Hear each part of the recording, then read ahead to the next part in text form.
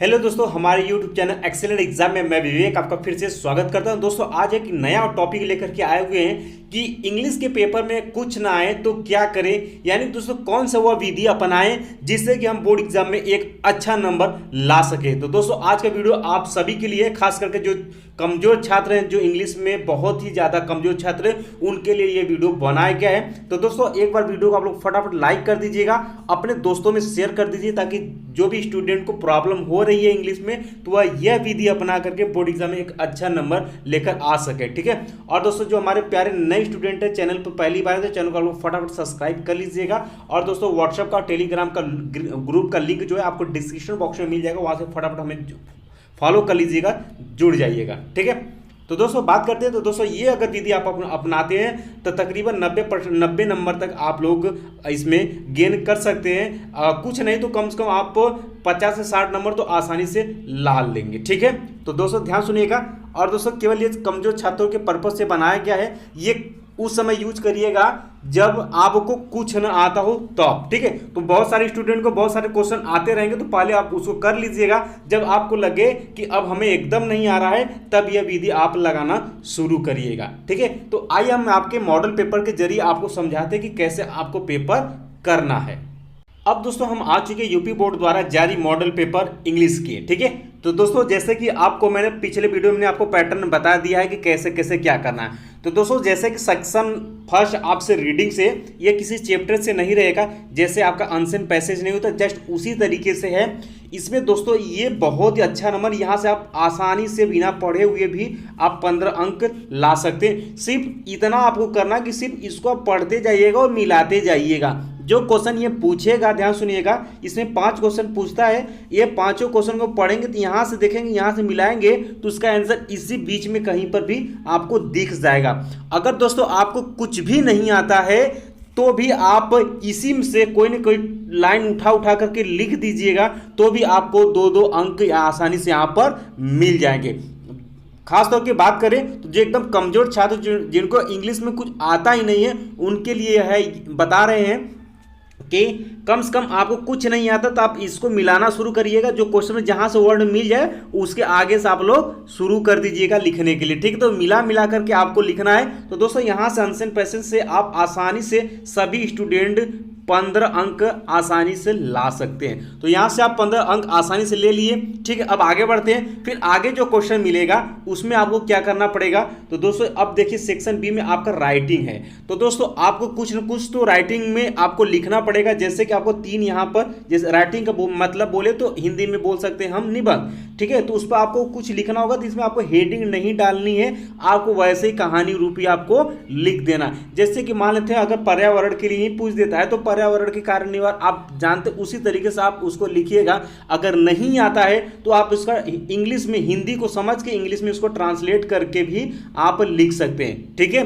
अगर इतना भी नहीं कर सकते तो कम से कम इतना तो आपको पता होगा कि व्हाट्सएप पर मैसेज आप इंग्लिश में कैसे करते हैं। तो आप थोड़ा सा शुरुआती लाइन आप कोशिश करिएगा कि ट्रांसलेट करके लिखिएगा। बीच में आप जैसे व्हाट्सएप आप मैसेज सभी को लिख करके भेजते हैं, अगर वैसे भी बीच में लिख देंगे तो भी कोई दिक्कत नहीं। एग्जामिनर पहला और दूसरा ही लाइन देखता है, उसके बाद वो नहीं देखता है, तो भी आपको आसानी से नंबर मिल जाएगा। जहां आपका क्वेश्चन नहीं आ रहा था तहां आपको कम से कम यहां से 10 अंक का क्वेश्चन है तो 5 अंक यहां पर आसानी से पा सकते हैं। तो देख सकते हो वहां पर 15 अंक वहां से पा गए, 5 अंक मान लेते हैं यहां से, तो 15, 5, 20 अंक आप आसानी से पा चुके हैं।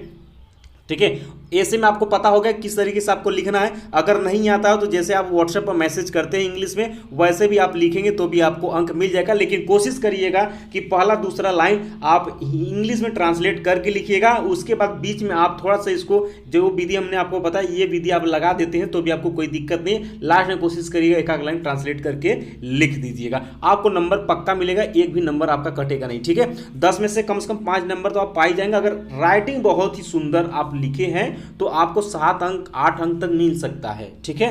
तो चलिए तो आपको क्लियर होगा यहाँ से, यानी 20 अंक आपको आसानी से आपसे मिल चुका है। अब बात करते हैं दोस्तों आपके राइट यानी लेटर के लिए। तो दोस्तों लेटर लिखना एक कॉमन फैक्ट है, ठीक है। तो अगर आप थोड़ा सा भी इसको रटते हैं या फिर दोस्तों आप लिख कर हैबिट करते हैं, लगभग वही सेम चीजें भी उतार देंगे तो भी आपको 5 अंक वहां पर मिल जाएगा। बस इतना आपको करना है कि जिस पर्पस से यानी जिसके लिए पूछा है सिर्फ उसमें उसको आपको क्या कर देना है, उसमें उसको आपको मेंशन कर देना है, उसमें उसको आपको जोड़ लेना है। बाकी आपका लेटर बन करके लिख करके आप तैयार कर लेंगे, ठीक है। और इंपॉर्टेंट लेटर हम आपको कल वीडियो में प्रोवाइड कर देंगे। लेकिन दोस्तों आज का सेशन बहुत ही इंपॉर्टेंट होने वाला है, तो अंत तक देखिएगा।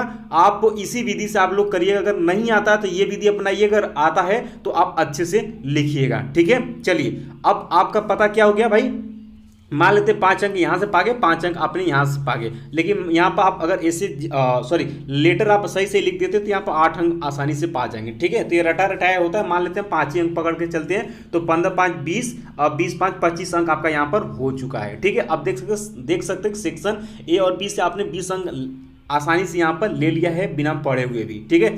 चलिए अब बात कर लेते हैं दोस्तों सेक्शन सी ग्रामर से। अब दोस्तों बात करते हैं ये ग्रामर सेक्शन सी यानी क्वेश्चन नंबर 4 में जो है आपको 10 अंक का क्वेश्चन यहाँ पर पूछेगा। फायदे की बात ये है कि ये जो क्वेश्चन पूछेगा ये ऑब्जेक्टिव पूछेगा, ठीक है। ऑब्जेक्टिव पूछेगा और एक ऑब्जेक्टिव सही करते हैं तो 2 अंक आप यहाँ से भी प्राप्त कर लेते हैं। चलिए आपको कुछ भी नहीं आता है तो आप करेंगे क्या भाई कि लगातार 2-2 3-3 टू मारेंगे तो कम से कम भाई आप तो 3 तो कम से कम सही कर ही लेंगे, ठीक है। आंख मूंद कर भी टिक करेंगे तो भी आप 3 सही कर लेंगे, तो 3 दूना अच्छा 5 अंक पकड़ के चलते हैं तो 25 5 30 अंक आपका आसानी से यहाँ पर हो गया, ठीक है। चलिए ये क्लियर हो गया। यानी कि दोस्तों आपको ऑब्जेक्टिव में कोशिश करिएगा, देखिए ध्यान सुनिएगा, सिनोनिम्स और एंटोनिम्स ये सब आप एक बार पढ़ लीजिएगा। अगर मैच कर जाता है तो आप टिक कर लीजिएगा, या फिर दोस्तों आपके जो फ्रेंड है अगर उनसे भी हिंट लेने में आपको अगर सावधानी अगर ले सकते हैं तो आप लेकर के इसको टिक कर लीजिएगा, ठीक है। थोड़ा सा संकोच मत करिएगा, अगर थोड़ा सा भी आपको लाभ कहीं से भी मिलता है तो आप कर लीजिएगा एग्जाम में। लेकिन हाँ ये नहीं कि आप एकदम करेंगे सीसी कैमरे में आप कैद हो जाए जिससे कि आपको एग्जाम से बाहर निकाल दिया जाए, ऐसा आपको नहीं करना। थोड़ा सा अगर हेल्प आपको संकेत के माध्यम से अगर मिलती है तो आप कर सकते हैं। अगर संकेत के माध्यम से आप भाई करते हैं तो यहाँ पर आपको 10 अंक आसानी से मिल जाएगा। उस हिसाब से आपका 35 अंक यहीं से मिल जाता है और आप दोस्तों आसानी से इंग्लिश में पास हो चुके हैं। 33 नंबर आपको पास होने के लिए चाहिए, 35 नंबर आपका यहीं पर आपका हो जाएगा। अभी बाकी सभी क्वेश्चन आपका बचा हुआ है, ठीक है। चलिए अब आगे दोस्तों बात करते हैं। दोस्तों समस्या आपको जो कमजोर छात्र होंगे समस्या आपको यही में आएगी।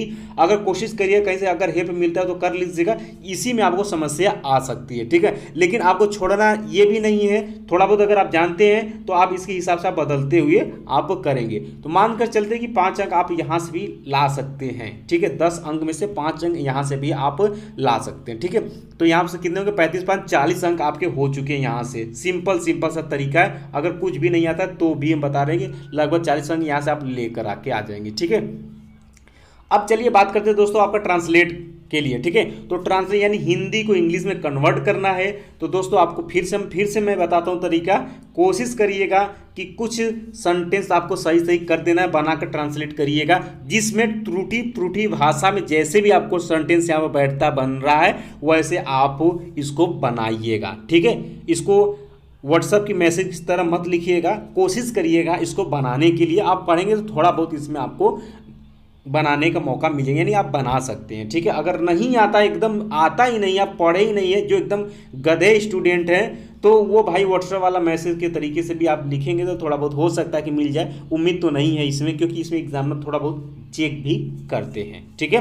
तो यहाँ पर भी आप समझ गए। तो दोस्तों आपको त्रुटि भाषा में आपको करना, जैसे कि यहाँ पर देख सकते हैं कि यहाँ पर अगर थे लगा तो यानी कि इतना भी अगर समझ देते हैं कि आप क्या ये पास्ट टेंस है, इस तरीके से भी आप इसको सोच के बनाते हैं तो भी आप इसमें बहुत कुछ कर लेंगे। तो कम से कम आपको 2.5 से 3 नंबर आपको आसानी से मिल जाएगा, ठीक है। तो यहाँ से देख सकते हैं आपका 40 मान लेते हैं 3 नंबर यहाँ से मिलेगा तो 43 नंबर यहाँ से भी आप पा सकते हैं। इसके बाद दोस्तों बात करते हैं आपका सेक्शन डी आपके लिटरेचर से आ जाता है। अब दोस्तों यानी कि आपके बुक से आएगा। अब आपको बुक की कहानी यानी कि प्रोज का, पोएट्री का और सप्लीमेंट्री का आपको कम से कम चैप्टर का कहानी पता होना चाहिए भाई। अगर आपको कहानी पता रहेगा तो आप ट्रांसलेट करके भी आसानी से लिख सकते हैं। अगर ट्रांसलेट करके भी नहीं लिख सकते हैं तो कम से कम कैसे लिखेगा, ध्यान सुनिएगा। अब यहाँ पर दोस्तों बात करते हैं जैसे कि व्हाट आर इनहेबिटेंट्स ऑफ सीमा पूरी। ठीक है, तो अब ये इसके बारे में पूछ रहा है कि सीमा पूरी के हैबिट के लिए, तो अब करना आपको क्या है, ध्यान सुनिएगा। या फिर अब इसमें थोड़ा सा भी आप यहाँ देखिए क्वेश्चन उठाने का तरीका, यानी कि यहाँ पर हु आज राजकुमार शुक्ला, यानी कि राजकुमार शुक्ल कौन थे। ठीक है, अब दोस्तों बात करते हैं, तो राजकुमार शुक्ल इज, अब इसके आगे थोड़ा सा अपने मन से बनाकर ट्रांसलेट करके लिख दीजिएगा। बाकी जो आप कहानी सुने हैं इनके बारे में थोड़ा सा ट्रांसलेट करके लिखिएगा, अगर नहीं आता तो बीच में थोड़ा सा आप व्हाट्सएप वाला मैसेज भी बीच में चिपका देंगे तो कोई दिक्कत नहीं है। अगर कब चिपकाइएगा, जब आपको कुछ भी नहीं आता है तब चिपकाइएगा। लिखना आपको अनिवार्य, अगर आप कुछ न कुछ लिखे रहेंगे तो एग्जाम में आपको नंबर देगा। क्योंकि दोस्तों हमने बहुत सारे टीचरों से संपर्क किया और बात भी किया जा करके, तो उन्होंने ये बताया, उन्होंने बोर्ड में कॉपी चेक किया हुआ है, तो उन्होंने ये बताया कि हम लोग ज़्यादातर हर सेंटेंस को नहीं पढ़ते हैं, हम लोग पहले तो पहला पेज देखते हैं। अगर बच्चा अगर उसका पहले तो राइटिंग पर ध्यान जाते हैं, अगर राइटिंग बहुत ही अच्छा लिखा रहता है तो हम लोगों को वैसे मन खुश हो जाता है। उसके बाद हम लोग थोड़ा थोड़ा बीच बीच में देखते रहते हैं हल्का सा, यानी जो आंसर आपने लिखा है पहला लाइन देख लेंगे, हाँ कुछ सही है तो आपको उसी हिसाब से नंबर देते हुए हम लोग आगे बढ़ जाते हैं। हम लोग कोई भी कॉपी को पूरा नहीं पढ़ते हैं। ठीक है, तो ये पता चला है। अब इसमें फायदा आपको ये है कि अगर थोड़ा थोड़ा भी आप सही लिखेंगे, बीच में थोड़ा सा आप कुछ भी आप उसमें डाल देंगे, लेकिन उसी से रिलेटेड आपको डालना, ऐसा नहीं कि आप घर का कहानी उसमें डाल दिए, ये मत करिएगा आप। ठीक है, तो कर देते तो भी आपको अच्छे से नंबर मिल जाएंगे, यानी आप पास हो जाएंगे।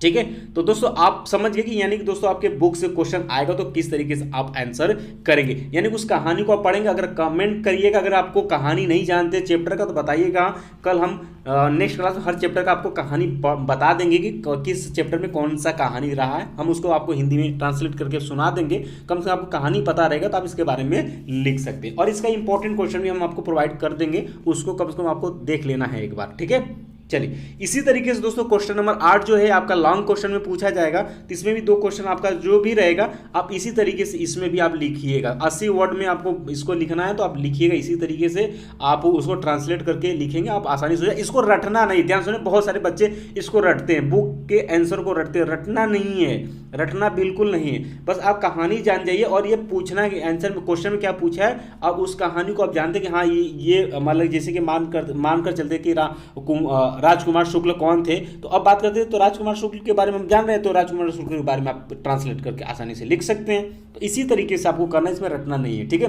तो इस तरीके से आप बुक के क्वेश्चन का आंसर सभी देंगे। ठीक है, इसी तरीके से लॉन्ग दे देंगे। इसके बाद दोस्तों आपका ये देख लेते हैं आपके, ठीक है, अब आपके पोएट्री से आ जाता है क्वेश्चन। पोएट्री में आपको एक पोएम दिया रहेगा, उससे क्वेश्चन पूछेगा, तो आप मिलाइएगा तो इसी में आपको मिलेगा। इसका खास करके आप इसका अर्थ जानेंगे, यानी हिंदी में इसका ट्रांसलेशन जानेंगे, तो आप इसको आसानी से इसका तीनों का क्वेश्चन का आंसर आप दे सकते हैं। ठीक है, और ये 6 अंक का रहता है।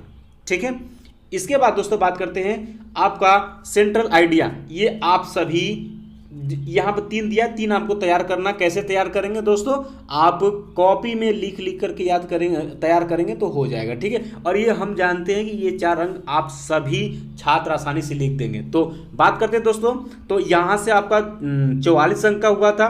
अब यहाँ पर इंग्लिश में अगर बात करते हैं भाई, तो यहाँ से हम देख सकते हैं 8 नंबर में से कम 4 अंक यहाँ से ले लेंगे तो आपका 48 हो गया, और 7 में से आप यहाँ से 4 अंक ले लेंगे तो 48 4 52 हो गया। ठीक है, अब दोस्तों बात कर लेते हैं, और इसी में आपके 6 में से कम से कम आप इसमें 3 अंक लेकर के आएंगे तो कितना हो गया आपका 55 हो गया। ठीक है, अब दोस्तों बात कर लेते हैं, अब सेंट्रल आइडिया में आप 4 अंक में से आपको 3 अंक मिल ही जाएगा, आप लिखेंगे ही लिखेंगे, तो कम से कम 3 से 4 अंक यहाँ से पा जाएंगे, 55 4 59 अंक यहाँ पर हो गया।